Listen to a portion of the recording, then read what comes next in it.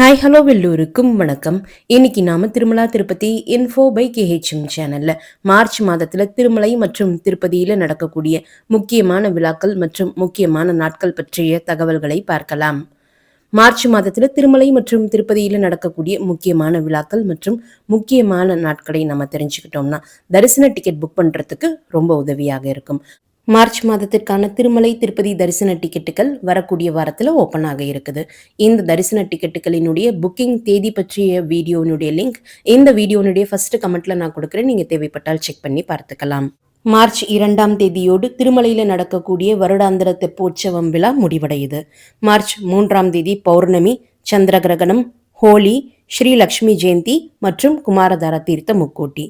சந்திர கிரகணத்தை முன்னிட்டு திருமலை கோவில் நடை சாற்றக்கூடிய நேரத்தை பற்றி டிடிடி பிப்ரவரி மாதத்தினுடைய இறுதியில அப்டேட் பண்ணுவாங்க.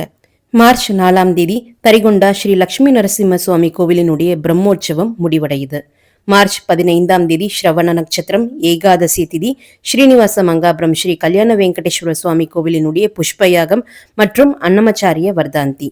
மார்ச் 15ஆம் தேதி ஸ்ரவண நட்சத்திரமும் ஏகாதசி திதியும் ஒரு சேர வரக்கூடிய காரணத்தினால அந்த நாள் அங்க பிரதட்சண தரிசன டிக்கெட் ரொம்ப வேகமா புக் ஆகும்.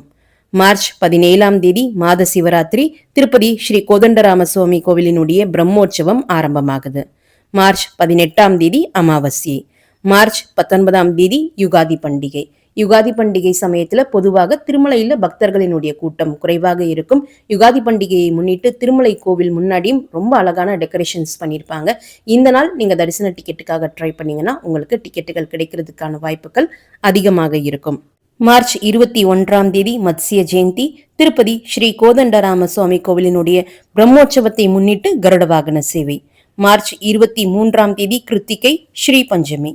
மார்ச் 24ஆம் தேதி வயல்பாடு ஸ்ரீ பட்டாபிராம சுவாமி கோவிலினுடைய பிரம்மோற்சவம் ஆரம்பமாகுது. அன்றைய நாள் திருப்பதி ஸ்ரீ கோதண்டராம சுவாமி கோவில்ல பிரம்மோற்சவத்தை முன்னிட்டு ரத உற்சவம்.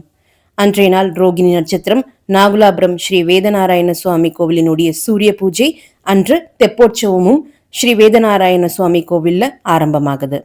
மார்ச் 25ஆம் தேதி திருப்பதி ஸ்ரீ கோதண்டராம சுவாமி கோவிலினுடைய பிரம்மோற்சவம் முடிவடையுது.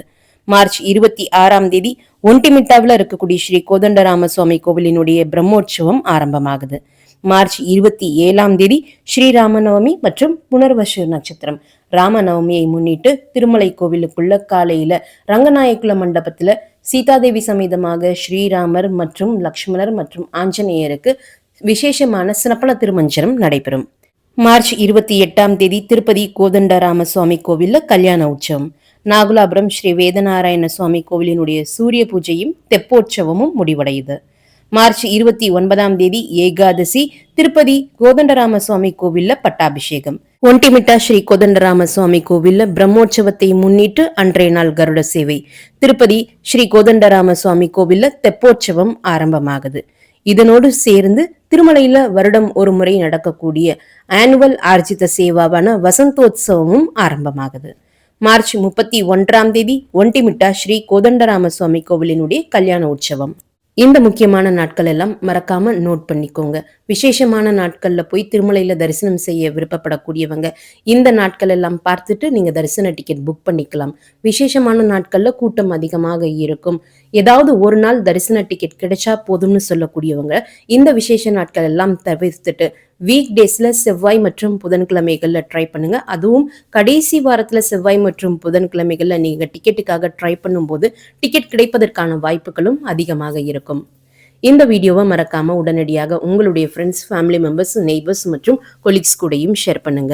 நிறைய நண்பர்களோடு இந்த வீடியோவை ஷேர் பண்ணும்போது அவங்களுக்குமே இந்த தகவல்கள் பயனுள்ளதாக இருக்கும். திருமலை மற்றும் திருப்பதி பற்றிய மேலும் பல தகவல்களுக்கு எங்களுடைய சேனலை இப்பவே சப்ஸ்கிரைப் பண்ணிக்கோங்க. மீண்டும் ஒரு நல்ல தகவலுடன் உங்களை சந்திக்கும் வரை நன்றி, வணக்கம்.